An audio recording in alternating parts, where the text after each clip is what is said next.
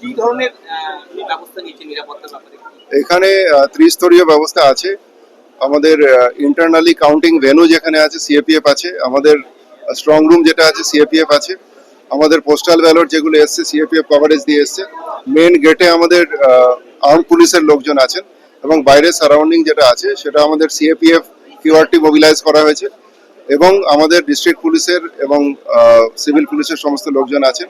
আমরা drone coverage রেখেছি ওপরে এবং গোটা এলাকাতে আমাদের কিউআরটি প্রচুর আমরা মোবিলাইজ করেছি।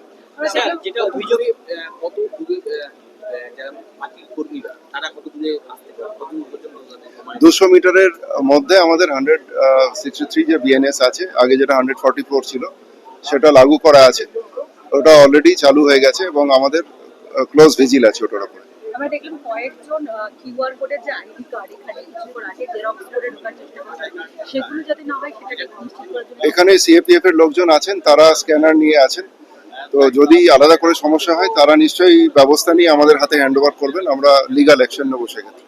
স্যার 8টায় কাউন্টি এখনো বহু এজেন্ট এখনো ঢুকতে পারেনি, তারা বিক্ষোভ দেখাচ্ছেন বাইরে।